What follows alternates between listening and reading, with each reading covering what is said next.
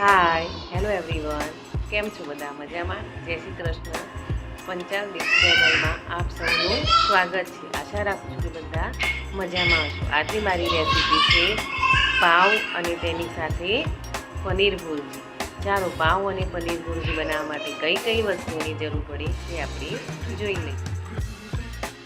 લાદી પાવ બનાવવા માટે જોઈશે એક બાઉલ, 1 ટેબલ સ્પૂન ખાંડ, દળેલી ખાંડ, ડ્રાય ઈસ્ટ અને સહેજ ગરમ દૂધ.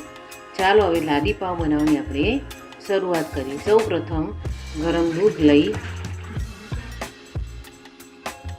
તેમાં નાખીશું દળેલી ખાંડ. દળેલી ખાંડ હોય તો દળેલી નાખવાની, નહીંતર આખી ખાંડ પણ લઈ શકો છો. 1 table spoon dry East, active dry East. અહીંયા મેં 2 table spoon active dry East લીધું છે. હવે આને હલાવી, બરોબર હલાવી અને પછી એને ડ્રાય ઈસ્ટને એક્ટિવ થવા માટે 10 મિનિટનો આપણે સમય આપીશું.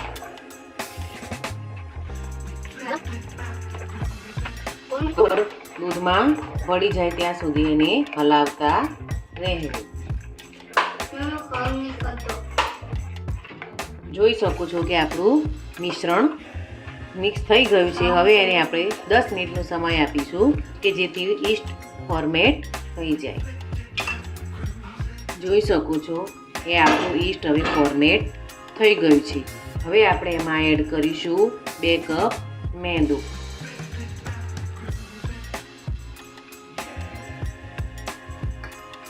એડ કરીશું મીઠું, સ્વાદ પ્રમાણે મીઠું.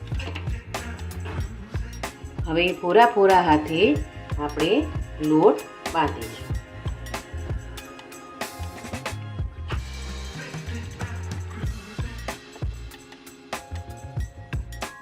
હજી આમાં છે દૂધ ઓછું છે, લોટ થોડો કઠણ છે એટલે આપણે થોડું દૂધ ઉમેરીશું. દૂધ ઉમેરવું એ પણ એમાં ગરમ દૂધ હોવું જોઈએ. એ જ દૂધ તમે એમાં ઉમેરી શકો છો. થોડું ઉમેરતા જવું કે જેથી લોટ ઢીલો થઈ જાય નહીં.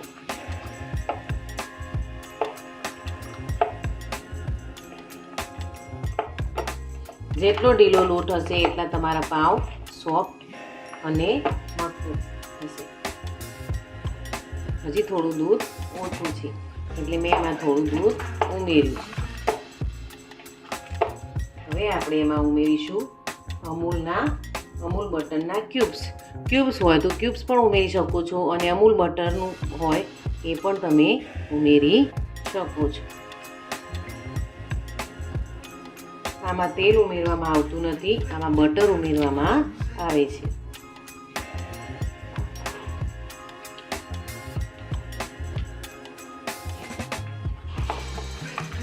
હવે આને બરાબર મસળી લેવું. લોટ એકદમ સોફ્ટ થઈ જાય.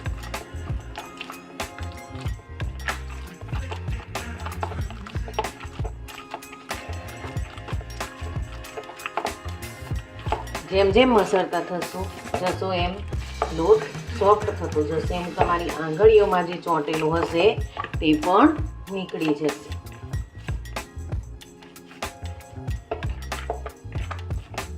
જોઈ શકો છો કેવો મસ્ત લોટ સોફ્ટ થઈ ગયો છે. આપણે જેવો જોઈએ છે તેવો લોટ સોફ્ટ થઈ ગયો છે.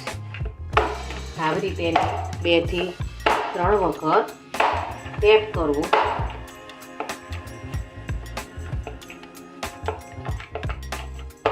જો કેવો મસ્ત અને સોફ્ટ લોટ બંધાઈ ગયો છે. હવે એને આપણે ટક કરીશું. ટક એટલે આવી રીતે નીચે લઈ જતા જઈ તેને અડધો થી પોણો કલાક માટે મૂકી દઈશું કે જેથી લોટ ડબલ થઈ જાય. અત્યારે ગરમી છે એટલે અડધો કલાકમાં લોટ ડબલ થઈ જાય છે, પણ જો શિયાળો હોય તો કલાક પણ લાગે અને 1.5 કલાક પણ લાગે. આ રીતે રૂમાલ ઢાંકી થાળી મૂકી એની કોઈ ગરમ જગ્યાએ મૂકી દેવું કે જેથી લોટ ફોર્મેટ ડબલ થઈ જાય. ચાલો હવે એને આપણે અડધો કલાકનો રેસ્ટ આપીશું. જોઈ શકો છો કે આપણો હવે ડો રાઈસ થઈ ગયો છે, એટલે કે ડબલ થઈ ગયો છે. કેવો સરસ ફોર્મેટ થઈ ગયો છે. ચાલો હવે આપણે એમાંથી બનાવીશું લાદી પાઉં.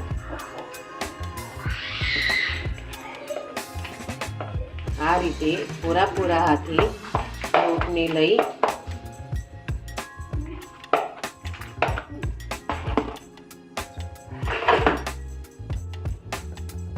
આ રીતે કોરો લોટ પાથરી અને લોટને આપણે પૂરા હાથે મસળી લઈ.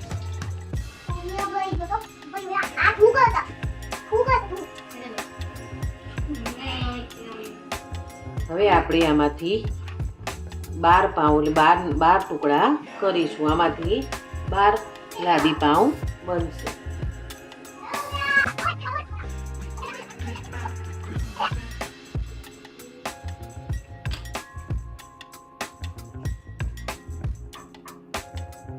નાના બનાવ હોય તો 12 બને અને મોટા બનાવ હોય તો 10 બને.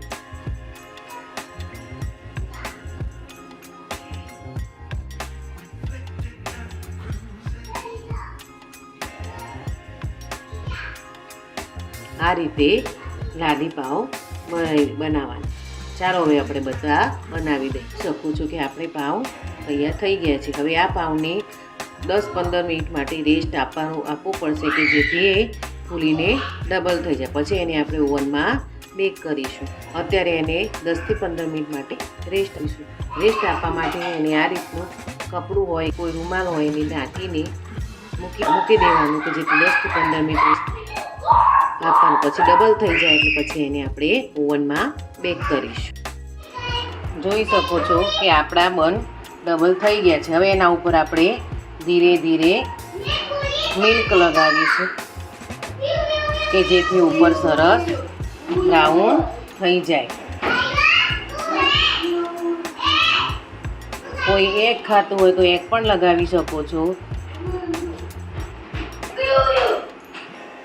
એક ન ખાતા હોય તો તેની ઉપર મિલ્ક લગાવો.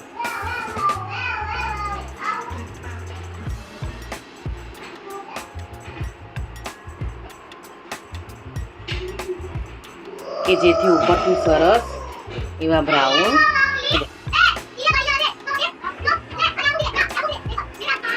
જોઈ શકો છો આ બંને આપણે મિલ્ક વોશ કરીશું. હવે એને આપણે ઓવનમાં બેક કરવા મૂકીશું.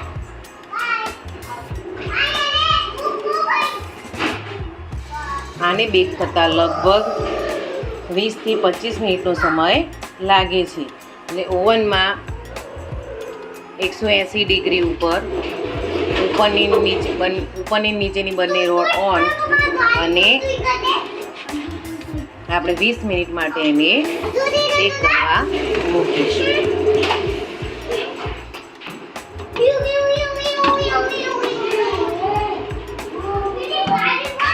હવે આપણા લાદી પાઉં બેક થવા. જોઈ શકો છો કે આપણા પાઉં સરસ તૈયાર થઈ ગયા છે.